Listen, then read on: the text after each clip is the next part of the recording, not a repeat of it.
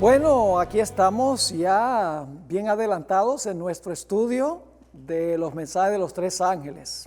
¿Han disfrutado del estudio? Amén. Frase por frase, para que podamos entenderlos bien. En esta lección vamos a estudiar en cuanto a la paciencia de los santos. Es la lección número 27 y la lección comienza en la página 327. Tengamos una oración y entramos de lleno al estudio. Padre Celestial, gracias porque nos has acompañado hasta aquí. Pedimos tu compañía ahora al estudiar en cuanto a la paciencia que necesitaremos tener en la gran crisis que nos espera. Manténnos fieles a ti hasta el fin. Te lo pedimos en el nombre de Jesús. Amén.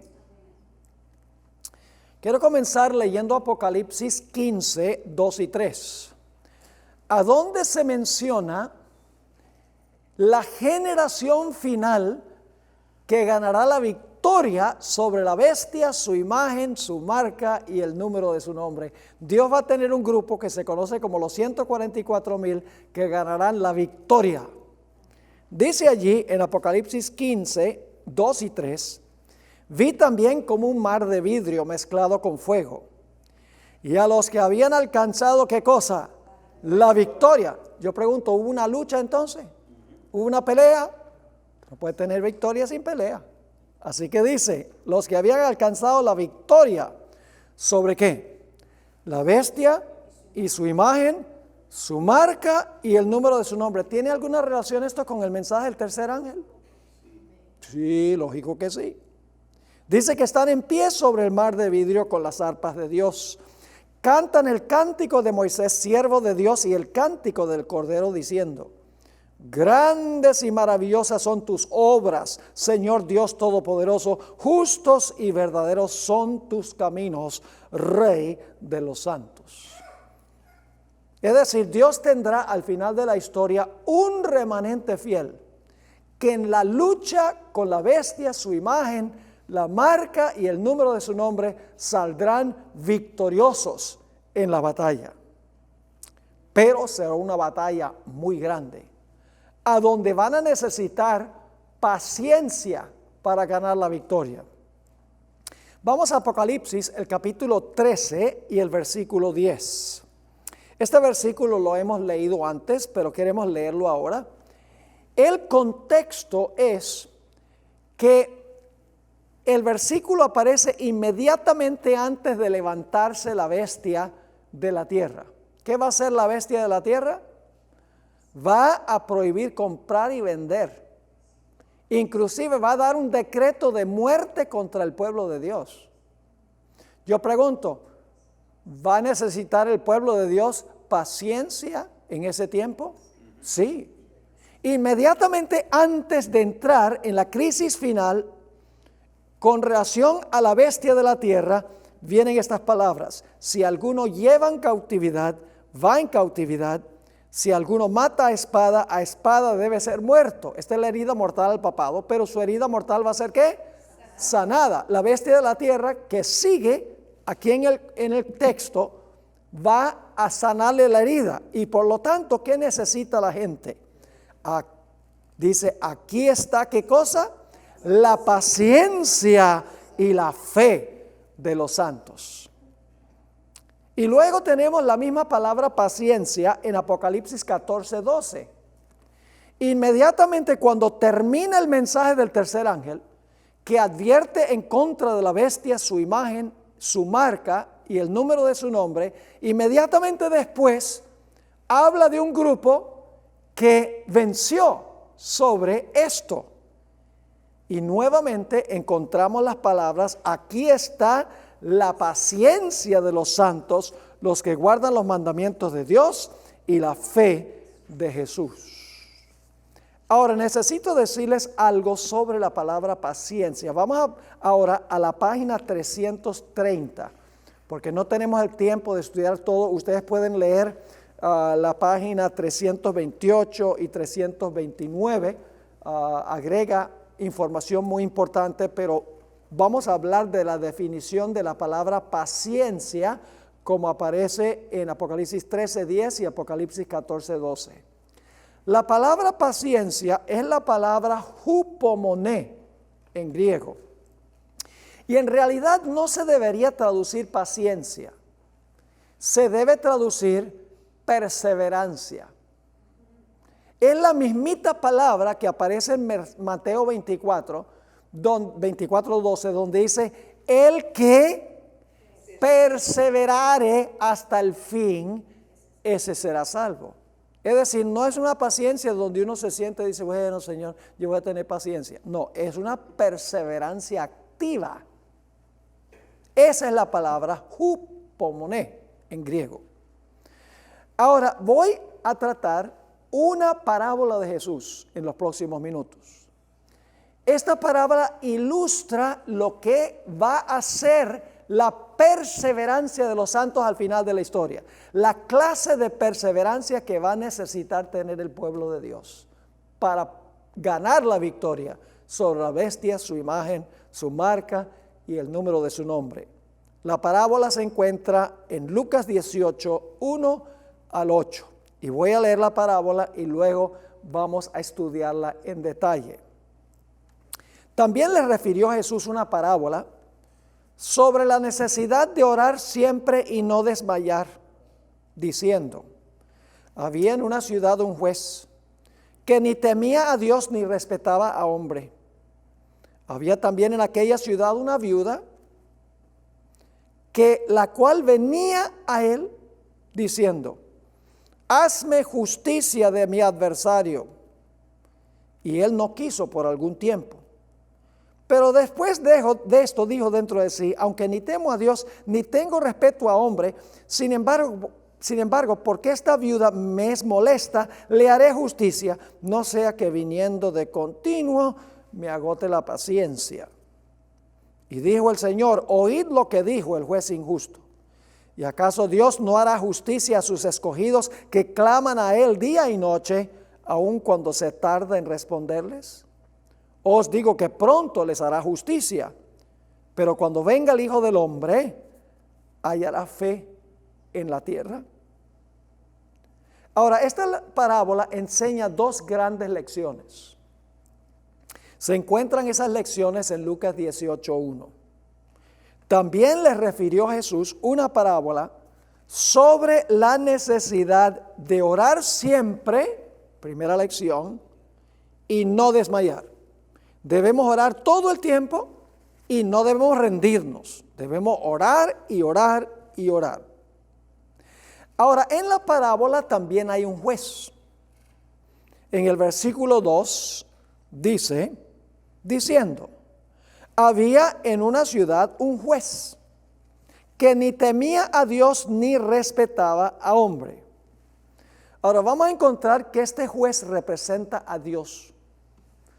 Y alguien dice, pastor, ¿cómo es que usted dice que el juez representa a Dios? Si dice claramente que el juez ni temía a Dios ni respetaba a hombre. ¿Cómo un juez que ni temía a Dios ni respetaba a hombre puede representar a Dios? La respuesta es muy sencilla. Es una comparación a manera de contraste. Funciona de la siguiente manera.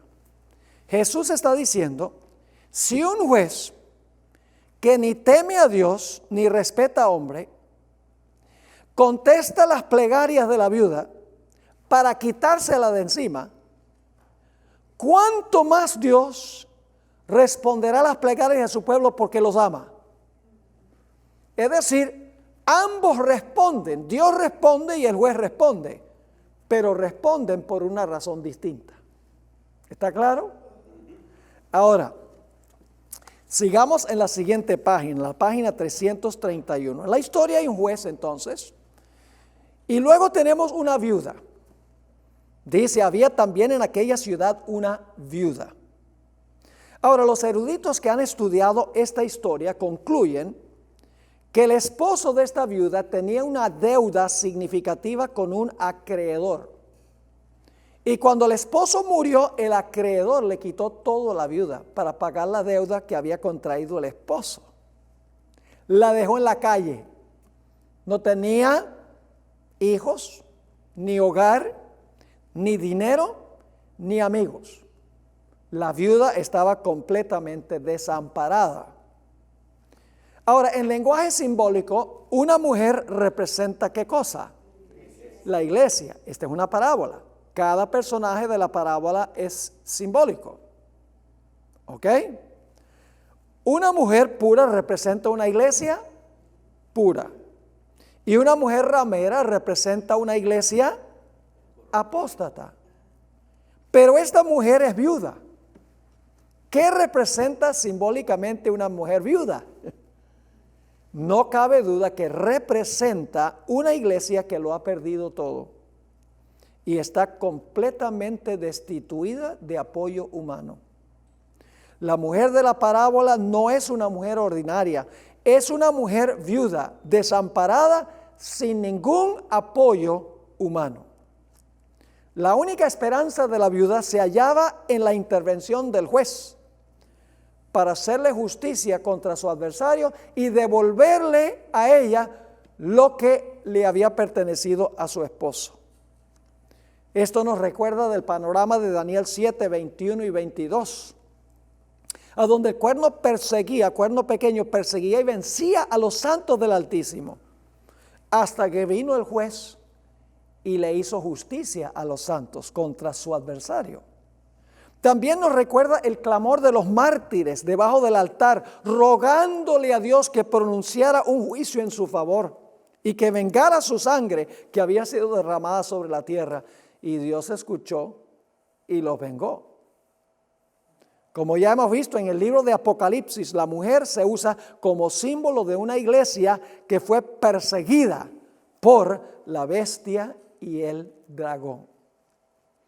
Así que, ¿qué representa la viuda?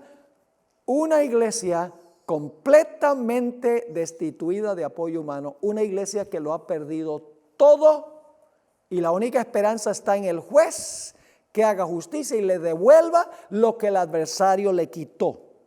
¿Vamos bien? Ahora, al pie de la página 331, la viuda era persistente. Dice en el capítulo 18 y la última parte del versículo 3, la cual venía a él, es decir, al juez, diciendo, hazme justicia de mi adversario. Ahora, esa palabra venía, ese verbo venía, es un tiempo continuo, es decir, un presente continuo. No significa que vino, no dice vino y el juez le dijo no y se rindió y no insistió. ¿Cómo sabemos que la palabra venía significa que venía y venía y venía y venía? Porque el versículo 5 nos dice que el juez le dijo, le haré justicia, no sea que viniendo de continuo me agote la paciencia. Es decir, era una paciencia, no se siente, dice, bueno, ojalá que el juez algún día me haga justicia. No, ella venía y venía y venía. Era una paciencia, una perseverancia activa. No vino al juez una vez ni dos para luego rendirse. En su situación deplorable manifestó una fe perseverante, inquebrantable, desafiante y agresiva. Pero en la historia hay otro actor. El adversario. ¿Quién era el adversario de la mujer? ¿Qué representa el adversario que le quitó todo a la viuda o le quitó todo a la iglesia, por así decirlo? La palabra adversario que se usa aquí no es una palabra común en el Nuevo Testamento. Aparece solo unas pocas veces. Es la palabra antidicón. La palabra en realidad aparece en 1 Pedro 5:8, un texto que todos conocemos, donde dice, sed sobrios y velad, porque vuestro adversario, en la misma palabra, ¿quién es el adversario? El diablo. Vuestro adversario, el diablo, como león rugiente, anda alrededor buscando a quien devorar. ¿A quién representa el adversario de la parábola? Satanás. ¿Quién le quitó todo a la viuda? ¿Quién le quita todo a la iglesia al final de la historia? Satanás. Va a saquear a la iglesia. dejarla sin nada. Pero ustedes notarán que el juez no le hace justicia a la viuda inmediatamente. Dice en el versículo 4 y 5 de Lucas 18, y él no quiso por algún tiempo. Hay una demora, en otras palabras. Pero después de esto dijo dentro de sí, aunque ni temo a Dios, ni tengo respeto a hombre, sin embargo, porque esta viuda me es molesta, es decir, porque es fastidiosa, le haré justicia, no sea que viniendo de continuo me agote la paciencia. Estoy cansado de que venga, insista y persista y persevere. Tengo otras cosas que hacer. Le voy a hacer justicia para quitármela de encima. El juez se demoró en contestar las plegarias de la viuda por algún tiempo. Encontraremos en nuestro estudio que Dios también se va a demorar en librar a sus escogidos.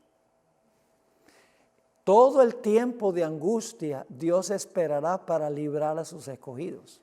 Amén. A su iglesia que lo ha perdido todo. Ahora estamos mirando la parábola, más adelante vamos a ver a qué época se aplica y vamos a ampliar más este asunto. Ahora, a partir del versículo 7, viene la interpretación que da Jesús de la parábola. Jesús no siempre interpretó sus parábolas. A veces Jesús decía una parábola y no explicaba qué significaba. Hay que ir a otras partes de los evangelios y de la Biblia para ver qué significaba la parábola. Pero esta parábola la explicó Jesús, empezando en el versículo 7. ¿Y acaso Dios no hará justicia? ¿A quién representa el juez? El juez hace justicia. Aquí dice que ¿quién va a hacer justicia? ¿Acaso Dios no hará justicia a quiénes? A sus escogidos. ¿Qué representa la viuda? La iglesia. A los escogidos. ¿Y qué van a hacer los escogidos? ¿Que qué? Perseverar. Que claman a Él día y noche. ¿Va a haber una demora? Sí, porque claman día y noche. ¿Se tardará en responderles? En realidad el versículo 7 se podría traducir porque en la Biblia no hay signos de interrogación. Se podría traducir el versículo 7, ¿y acaso Dios no hará justicia a sus escogidos que claman a Él día y noche, aun cuando se demore en responderles? Ese es el paralelo de la parábola. La parábola deja muy en claro que Dios se demorará en responder las plegarias de su pueblo. Esto lo sabemos porque la parábola dice claramente que los escogidos claman día y noche. Pero hay un contraste, como mencioné, entre Dios y el juez. Mientras que el juez caprichosamente demora en responder las plegarias de la viuda y finalmente lo hace para quitársela de encima, Dios responderá las plegarias de su pueblo porque lo ama. Ahora, al pie de la página 332, dice, ¿y acaso Dios, que es representado por el juez, no hará justicia a sus escogidos, representados por la viuda, que claman a Él día y noche? La demora. ¿Dios responderá al fin? Yo pregunto, ¿el juez respondió a las plegarias de la viuda? Sí. Después de la demora, ¿Dios va a intervenir para responder las plegarias de su pueblo que ha sido saqueado y que no tiene nada? Sí. Porque dice, os digo que pronto les hará justicia. Ahora necesitamos preguntarnos, ¿para qué época de la historia se aplica especialmente esta parábola? Esta paciencia perseverante, ¿a qué época? No cabe duda por el contexto que se aplica a los que van a vivir en este mundo al final de la historia, los que se van a enfrentar a la bestia, su imagen, la marca y el número de su nombre. Y usted dice, ¿cómo sabemos eso? Porque cuando uno mira el lugar en el texto donde está la parábola, inmediatamente antes Jesús dijo, como fue en los días de Noé, así será la venida del Hijo del Hombre. Luego dijo, como fue en los días de Lot, así será la venida del Hijo del Hombre. Y luego contó la parábola. Y la parábola termina también haciendo referencia a la segunda venida. Porque la parábola termina diciendo, cuando venga el Hijo del Hombre, ¿hallará fe en la tierra? Es decir, la parábola se encuentra entre dos referencias a la segunda venida. Se aplica especialmente a aquellos que van a vivir en esta tierra inmediatamente antes de la segunda venida del Señor Jesús. Los que van a pasar por el tiempo de angustia final, cual no se ha visto en la historia del mundo. Estamos ahora en la página 333. Vamos a hacer la aplicación especial de esta parábola al final de la historia, porque ese es el contexto de la parábola. Cristo explicó que los escogidos durante el tiempo de angustia final son representados por la viuda. Serán perseguidos, tendrán que huir, tendrán que abandonar todo lo que tienen, perderán todo, carecerán de todo apoyo humano. Aquellos que creen en el rapto de la iglesia antes de la gran tribulación y que no esperan pasar por el tiempo de angustia, se hallarán en medio del peor tiempo de angustia de la historia, sin la fe necesaria para subsistir en medio del cansancio, el hambre, la sed y la pérdida de todo. Los que enseñan el evangelio de la prosperidad, deje de sufrir. Cuando estén en este periodo, no van a subsistir, porque no han desarrollado la fe y la confianza perseverante, habiendo perdido todo para mantenerse fieles al Señor. Ahora miremos cómo se aplica la viuda a este tiempo. Yo he dicho que la viuda representa la generación final. ¿Cuándo es que viven los escogidos? Porque dice, no hará justicia a sus escogidos. La viuda representa a los escogidos. Así que la pregunta es, ¿cuándo van a vivir los escogidos? Mateo 24, el gran capítulo de las señales de la segunda venida de Jesús, identifica a los escogidos. Mateo 24, 22 y 24. Está hablando de la gran tribulación. Versículo 21 está hablando que habrá una tribulación cual no se ha visto jamás ni se verá. Y si aquellos días no fuesen, ¿qué? Acortados, nadie sería salvo. ¿Más por causa de quiénes? Los escogidos. Oh, ¿cuándo van a vivir los escogidos? En la gran tribulación. Mas por causa de los escogidos, aquellos días de la tribulación serán acortados. Versículo 24. Porque se levantarán falsos cristos y falsos profetas, y harán grandes señales y prodigios, de tal manera que engañarán, si fuere posible, aún a los escogidos. Nuevamente está hablando de la generación final, los que van a vivir en el tiempo de angustia. Leamos la nota. El tiempo de angustia que le espera al pueblo de Dios será tan terrible que la imaginación más fecunda no puede divisarla. Por eso debemos aprender a confiar en Dios ahora y agradecerle por las pruebas pequeñas que afrontamos ahora. Los elegidos o los escogidos son los 144,000. Que pasarán victoriosamente por la gran tribulación final. Tendrán una fe inquebrantable al enfrentarse a la bestia, su imagen y los reyes de la tierra. Estarán dispuestos de morir antes que recibir la marca de la bestia. Clamarán día y noche para que Dios los libre de sus enemigos. Así que ya sabemos qué representa la viuda. Los escogidos en el tiempo de angustia. Ahora yo pregunto, ¿quién es el adversario al final de la historia? El diablo. ¿Quién le va a quitar todo a los fieles de Dios? Satanás. ¿Nos va a quitar nuestras casas? ¿Nos va a quitar las casas? Sí. ¿Nos va a quitar los carros? Sí. ¿Nos va a confiscar el dinero? ¿Va a volcar a familiares en contra de nosotros? ¿Amigos en contra de nosotros? ¿Esposos y esposas en contra de nosotros? ¿Satanás va a saquear a la iglesia? Sí, Señor. De tal manera que no tendrán ningún apoyo humano. Dios va a desvincular al remanente fiel de todo lo que está en esta tierra. Y van a aprender a depender solo y exclusivamente de Dios. Amén. Ahora es interesante, la palabra claman día y noche de la parábola. La palabra clamar allí es una palabra muy intensa en el idioma griego. Es la palabra boao.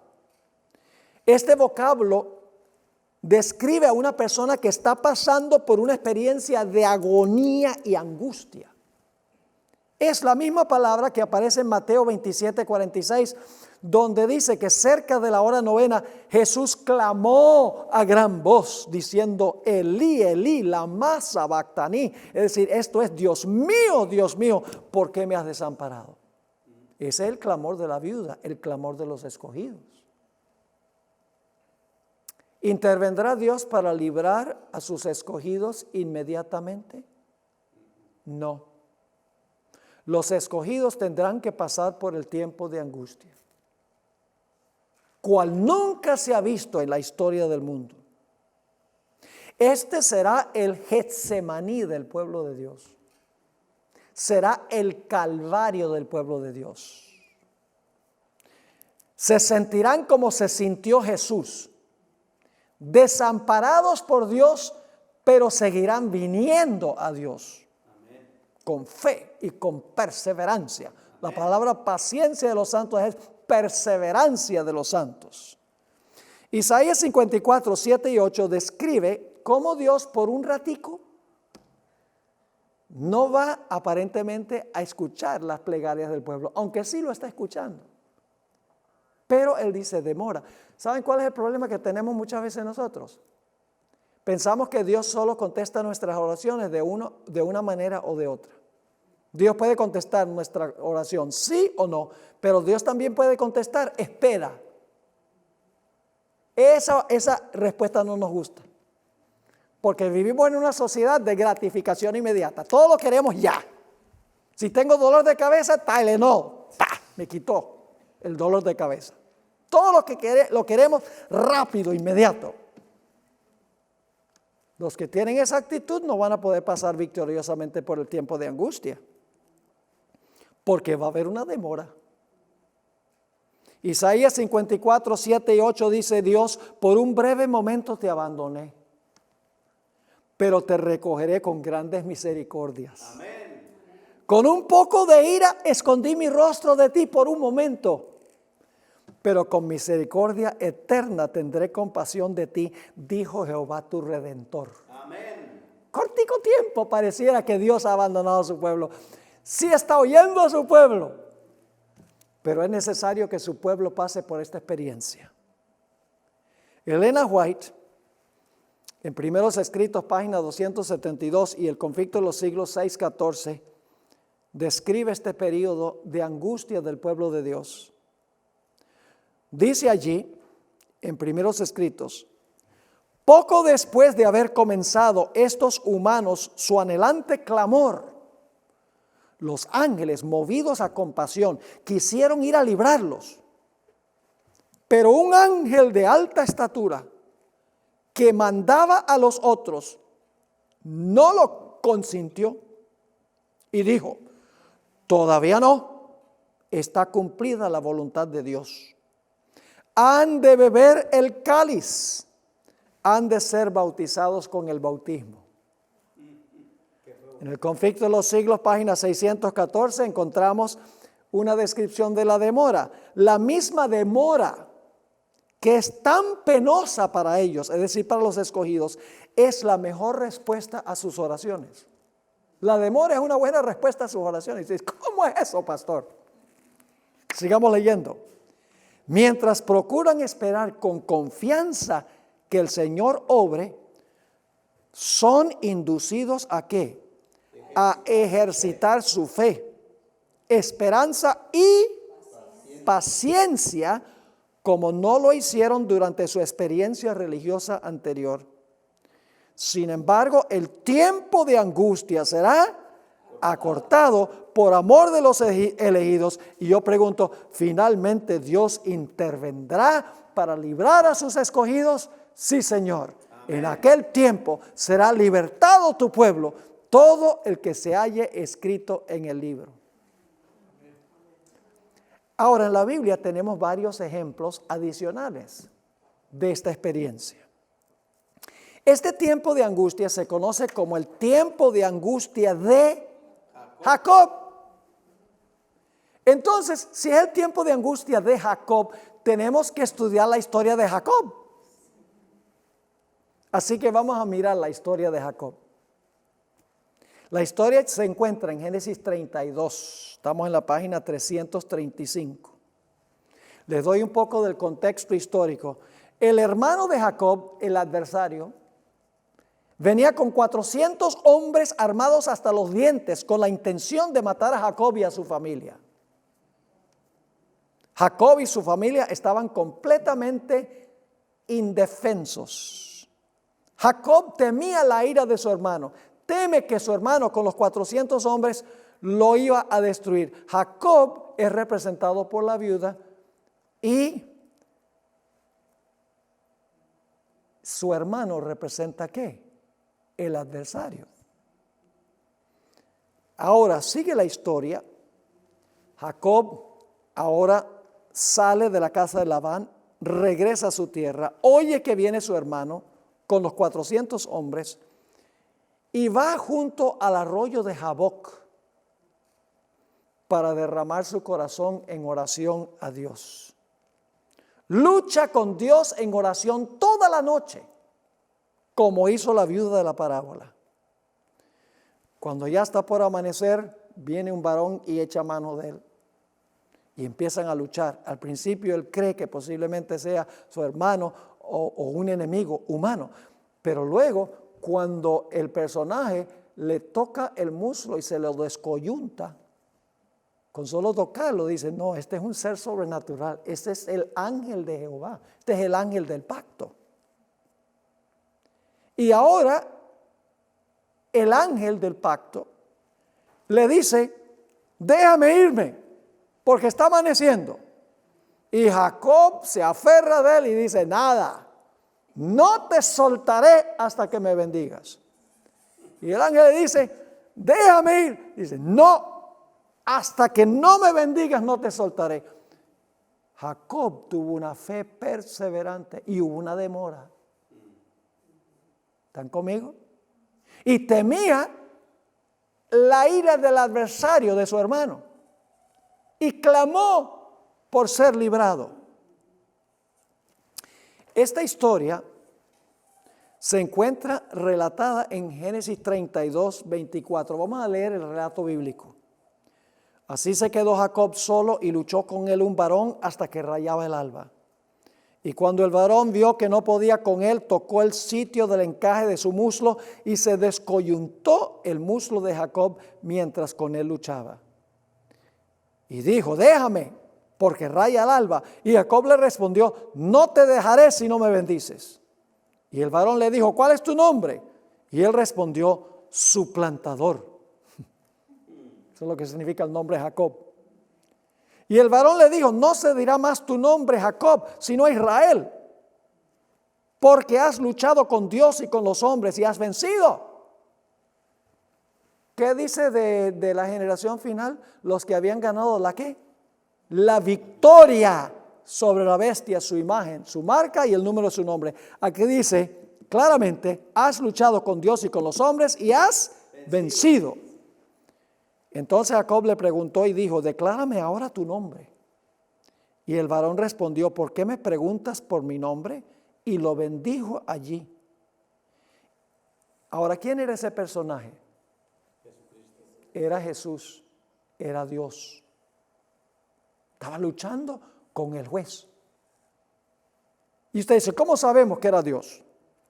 Por el nombre que le puso Jacob al lugar. Dice en el versículo 30, y llamó Jacob el nombre de aquel lugar Peniel. En hebreo, pen es rostro, él es Dios, y cuando se pone la i de intermedio es el posesivo. Es decir, ese nombre significa rostro de Dios. Y luego explica por qué Jacob le puso ese nombre. Dice, porque dijo, vi a Dios cara a cara. Amén. ¿Y fue qué? Librada. Fue librada mi alma. Y cuando había pasado Peniel, le salió el sol y cojeaba de su cadera. ¿Saben dónde se va a cumplir finalmente esta historia? Ese fue el tiempo de angustia de Jacob esa noche. Y Dios demoró en contestarle hasta la mañana. Pero finalmente le hizo justicia y su hermano vino en paz y no lo destruyó. Ahora, ¿sabe dónde se va a cumplir finalmente esta historia? Porque esta es una historia que sucedió en el Antiguo Testamento, pero es tipológica de algo en el futuro. Daniel 12:1. En aquel tiempo se levantará Miguel. Ahora sabemos cuál es el nombre del que luchó con Jacob. Es el arcángel Miguel, un nombre de Jesús. El gran príncipe que está de parte de los hijos de tu pueblo. ¿Y será qué? Tiempo de angustia, cual nunca fue desde que hubo gente hasta entonces. Por eso es que pasa la viuda, la gran tribulación. Pero en aquel tiempo será que libertado tu pueblo, todos los que se hallen escritos en el libro. Amén. ¿Serán respondidas las plegarias del pueblo de Dios? Sí, Señor. ¿Que lo ha perdido todo? Sí. Elena White amplió lo que pasó con Jacob. En el conflicto de los siglos, página 679, escribió: la historia de Jacob nos da además la seguridad de que Dios no rechazará a los que han sido engañados, tentados y arrastrados al pecado, pero que hayan vuelto a Él con verdadero arrepentimiento. ¿Jacob se arrepintió de verdad? Sí. Mientras Satanás, que representa ¿qué cosa? El adversario, trata de acabar con esta clase de personas representadas por ¿quiénes? Por la viuda. Dios enviará a sus ángeles para consolarlas y protegerlas en el tiempo de peligro. Los asaltos de Satanás son feroces y resueltos, sus engaños terribles, pero el ojo de Dios descansa sobre su pueblo y su oído escucha su súplica. Su aflicción es grande. ¿Va a haber una demora? Dios está viendo, está oyendo. Yo pregunto, cuando Cristo sufrió en la cruz, ¿el Padre lo estaba escuchando y estaba presente, aunque Jesús no lo sentía? Sí. La generación final de santos, ¿van a sentir la presencia de Dios? No, pero Dios va a estar ahí escuchando.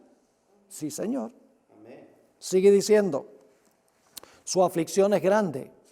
Las llamas del horno parecen estar a punto de consumirlos, pero el refinador los sacará como oro purificado por el fuego. Amén. La tribulación es el horno. Dice, el amor de Dios para con sus hijos durante el periodo de su prueba más dura es tan grande y tan tierno como en los días de su mayor prosperidad. Pero necesitan pasar ¿por qué?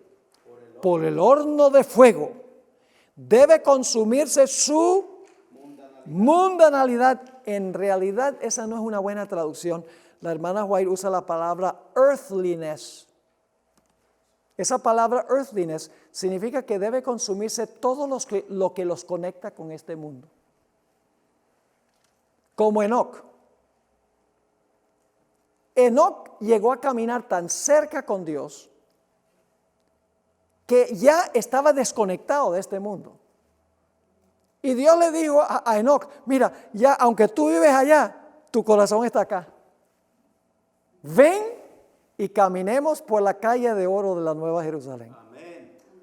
Porque ya se había desconectado de todo lo terreno. Eso es lo que quiere decir ella. Tendremos nosotros que estar dispuestos de entregarlo todo. Así que dice, debe consumirse su mundanalidad, yo inventé una palabra, terrenalidad. ¿Con qué propósito? Para que la imagen de Cristo se refleje perfectamente. Ahora tenemos también la experiencia de Job. ¿Saben? Dios permite que su pueblo pase por la tribulación final por dos motivos. El primer motivo es para consumir lo que los mantiene conectados con este mundo. Es decir, para purificar su carácter, para pasar por el horno para que salgan como oro puro. Esa es la primera razón, pero hay una segunda razón. Y es que Satanás le ha dicho al universo que el pueblo de Dios le sirve a Dios por los panes y los peces. ¿Te recuerdas la historia de Job? Un día se realiza una reunión en el cielo, viene Satanás representando el planeta Tierra y Dios dice, ¿no has visto a mi siervo Job? Vive en tu territorio, pero es fiel a mí. Satanás le dice, claro que es fiel a ti. No lo has cercado tú con tu protección y lo has prosperado. Cualquiera te sirve así. Pare de sufrir. Pero si tú me dejaras quitarle lo que tiene, te blasfema tu rostro.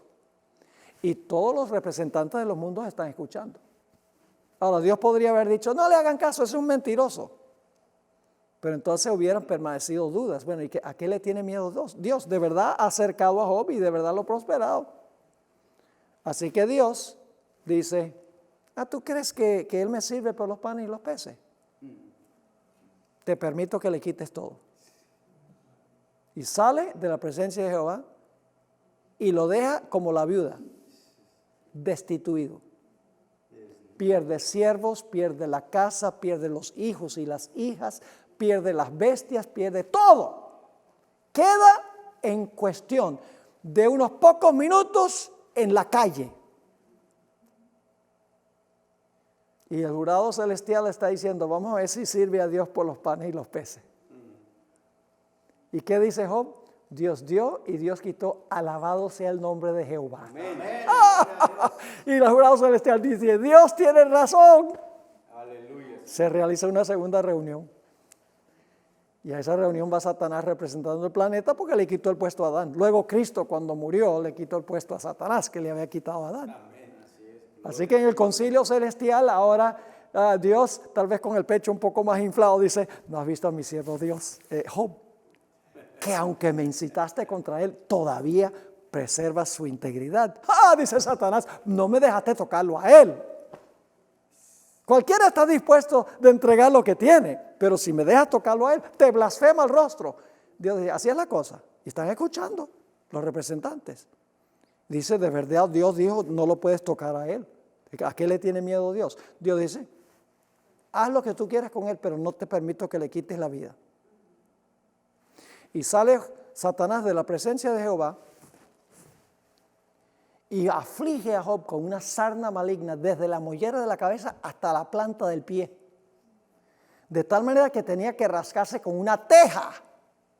Imagínense cómo desfiguró su cuerpo rascándose con una teja. ¿Y qué sucede? Ahora ha perdido su salud, además de todo lo que tiene. Y ahora va a perder el apoyo de la esposa. La esposa le dice, maldice a Dios y muérete. Y luego vienen sus tres amigos para consolarlo y se tornan acusadores. ¿Cuánto ha perdido Job? Todo. Y si ustedes leen el resto del libro, van a ver que Job clama a Dios y parece que Dios tampoco le responde. Ha perdido el apoyo de Dios también. Yo pregunto, ¿en esta historia hay un adversario? Claro que sí. ¿Hay uno representado por la viuda? ¿Hay una demora? ¿Hay un clamor constante a Dios? Del capítulo 3 hasta el capítulo 38. Y yo pregunto, ¿finalmente Dios le hizo justicia a Job? Sí, después de una demora. Donde no le contestó porque tenía que pasar por esta crisis. Dios intervino y le dio el doble de lo que había tenido antes. Al final de la historia habrá una generación de santos, los 144,000, que pasarán por la misma experiencia. Y van a decir como Job, aunque nos matare, aún en él confiaré. Amén. Satanás les quitará todo, esposos, esposas, hijos e hijas, familiares, posesiones, todo. Y sin embargo se mantendrán fieles a Dios. Y aunque Dios demorará durante el tiempo de angustia para librarlos, finalmente Dios intervendrá para librarlos. Y así como Job, Dios no permitió que Satanás matara a Job, esa generación que pasará por el tiempo de angustia no morirá ni uno solo. Amén. Y el universo verá a este grupo y dirá, Dios tiene razón. Esta gente le sirve a Dios solo por amor. Amén. Y no por interés. Amén. Será una revelación de Dios ante el universo. Amén. También encontramos esto ilustrado en la historia de los 3 jóvenes en el horno. Correcto. ¿Quién representaría a la viuda? Los 3 muchachos. ¿Quién sería el adversario? Satanás obrando a través de quién. ¿Saben que la hermana White dice que cuando Nabucodonosor pronunció las palabras dijo, ¿y qué Dios podrá librarnos de mi mano? Dice que su cara parecía la cara de un demonio. Porque estaba poseído por Satanás. El adversario es Satanás. Yo pregunto, ¿pasaron por un horno? Claro que sí. ¿Se demoró Dios en librarlos? ¿Podría Dios haberlos librado sin pasar por el horno? Claro, pero pasaron por el horno. Dios se demoró en librarlos, permitió que pasaran por el horno. Pero yo pregunto, ¿fueron vengados? ¿Fueron vengados, sí o no? Sí, porque Jesús mismo, Miguel, entró al horno para librarlos. Aleluya, alabado sea el Señor. Se ilustra también por una mujer cananea. Ella tenía una hija que estaba enferma y viene tras Jesús y le dice, por favor, ten misericordia de mí, sana a mi hija. Jesús la ignora, sigue caminando. Después de un rato los discípulos le dicen a Jesús, pero Señor, está causando un escándalo esta mujer, es vergonzoso, dile que se vaya. Si yo hubiera sido esa mujer, a lo mejor cuando dicen eso, yo digo, ¿para qué? Y luego la mujer sigue, ten misericordia de mí. Y Jesús dice, no soy enviado sino a las ovejas perdidas de la casa de Israel. Ella era gentil. Dice, yo he venido solo para los judíos. Cualquiera se desanima y se va. Un gentil se va cuando Jesús dice eso. Pero ella sigue, socórreme. Y luego para colmo Jesús dice, no es bueno tomar el pan de los hijos y tirárselo a los perros. Le acaba de decir perra. Pero la mujer tenía esa fe perseverante, dice, sí, pero aún los perros comen de las migajas que caen de la mesa de sus señores. Y el Señor Jesucristo dijo, oh mujer, grande es tu fe. Amén. Esa es la clase de paciencia que va a necesitar el pueblo de Dios para pararse ante la bestia, su imagen, su marca y el número de su nombre y permanecer fieles a Dios. Pero esta experiencia se ilustra especialmente en el caso de Jesús. Yo pregunto, en el caso de Jesús, ¿quién era el adversario? Satanás era el adversario de Jesús. ¿Cuánto tenía Jesús de qué aferrarse cuando colgó en la cruz? Nada. Ni siquiera la ropa, colgó desnudo en la cruz. Dice, pastor, ¿cómo que dice que colgó desnudo? Sí, Señor. Porque los soldados tomaron su ropa interior y la partieron en 4. Y el manto de afuera se lo quitaron también y no lo partieron porque no tenía costura. Echaron suertes. Jesús colgó en la cruz desnudo. Quedó completamente destituido de todo apoyo humano. No tenía ni la ropa encima. Lo abandonaron los amigos. Sus propios discípulos lo abandonaron. ¿Y quién lo acechaba? ¿Quién le quitó todo? Satanás. Yo pregunto, el Señor Jesucristo en el huerto del Getsemaní le rogó al Padre que si era posible le quitara la copa. Sí, clamó, suplicó. El Padre inmediatamente le quitó la copa, ¿verdad? No. ¿Hubo una demora? Sí. ¿Pasó Jesús por un terrible tiempo de angustia, hostigado por el adversario? Terrible, como lo estudiamos ayer. Clamó a su Padre, Padre, si puedes, quítame esta copa. En la cruz, Dios mío, ¿por qué me has desamparado? Clamó como la viuda que el Padre lo librara, y el Padre se demoró. Pero Jesús no se rindió. Jesús seguía viniendo y viniendo y viniendo. Es más, Jesús murió y aparentemente el Padre lo dejó morirse. Pero aquí viene lo lindo, muy temprano, el primer día de la semana. Me gusta cómo lo describe el Espíritu de Profecía. Vienen dos ángeles del cielo. Un ángel quita la piedra y se sienta encima de la piedra. Y todo otro ángel se para dentro del sepulcro y dice, se para delante del sepulcro y dice con una voz que hace temblar la tierra: oh Hijo de Dios, tu Padre te llama. Ahora viene la liberación, después de la demora. Tu Padre te llama. Y en ese momento el Señor Jesucristo sale del sepulcro.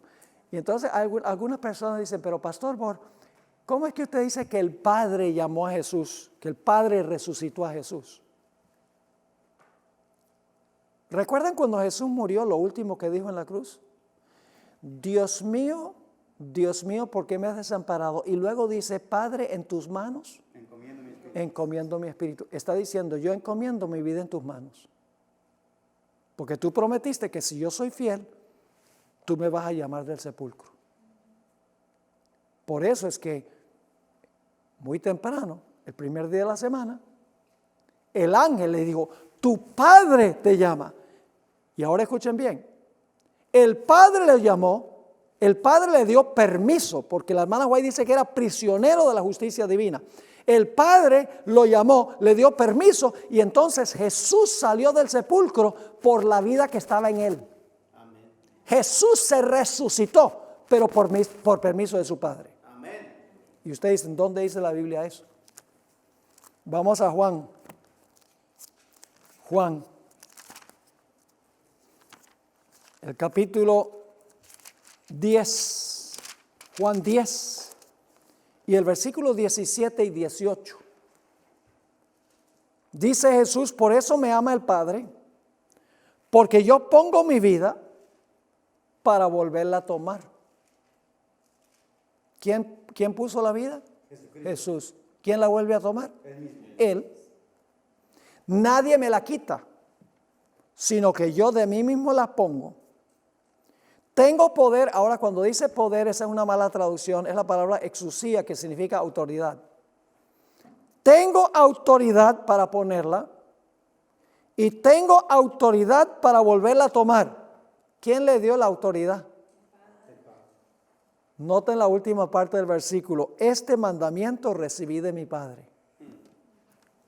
Cuando el Padre lo llamó, Jesús salió del sepulcro por la vida que estaba en él. Pero el Padre tenía que llamarlo y darle permiso para salir del sepulcro. Es decir, el Padre le hizo justicia. En Hebreos 5 y el versículo 7 se describe la agonía de Jesús en el Getsemaní y Cristo en los días de su carne, ofreciendo ruegos y súplicas con gran clamor y lágrimas. Ese es como el clamar de la viuda. Al que le podía librar de la muerte, fue oído a causa de su temor reverente. ¿Por qué el Padre permitió que Jesús pasara por esta experiencia? Versículo 8. Y aunque era hijo, por lo que padeció, aprendió la obediencia. Amén. No es que Jesús desobedeció alguna vez, sino que por lo que padeció, se demostró que era obediente a su Padre, igual que la generación final. Job también lo entendió. Job 23:10 dice, mas Él conoce mi camino, me probará y saldré como oro. Amén. En Isaías 48:10 dice, he aquí te he purificado, no como a plata, te he escogido en horno de aflicción. Hermanos, debemos darle gracias a Dios cuando nos llegan tribulaciones y dificultades ahora. Debemos alabar a Dios, decir, gloria al Señor. Dice en 1 Pedro 5:6-8, humillaos pues bajo la poderosa mano de Dios, para que Él os exalte cuando fuere tiempo, echando toda vuestra ansiedad sobre Él, porque Él tiene cuidado de vosotros. Sed sobrios y velad, porque vuestro adversario el diablo, como león rugiente, anda alrededor buscando a quien devorar. Ahora ustedes notan, voy a pasar por alto esta última cita que se encuentra en la página 337, donde la hermana White explica que el pueblo de Dios tiene que ser limpiado de su mundanalidad, tiene que ser limpiado del egoísmo, tiene que ser purificados de la contaminación. Y el tiempo de angustia es el tiempo para hacer eso. Ahora la pregunta es, en la parábola no tiene una conclusión certera. Porque la parábola termina con una pregunta. Cuando venga el Hijo del Hombre, ¿hallará fe en la tierra? ¿Hallará Dios esta clase de perseverancia de la viuda cuando Jesús venga? La contestación no se encuentra ahí en Lucas 18, pero en Apocalipsis sí. Porque en Apocalipsis dice, aquí está la paciencia, la perseverancia de los santos, los que guardan los mandamientos de Dios y la fe de Jesús. Amén. Apocalipsis responde que sí habrá un grupo al final de la historia que tiene la fe y la paciencia. Leo la última cita, Conflicto de los Siglos, página 606. Los que solo ejercitan poca fe están en mayor peligro de caer bajo el dominio de los engaños satánicos y del decreto que violentará las conciencias. Y aun en caso de soportar la prueba en el tiempo de angustia, se verán sumidos en mayor aflicción porque no se habrán acostumbrado a confiar en Dios.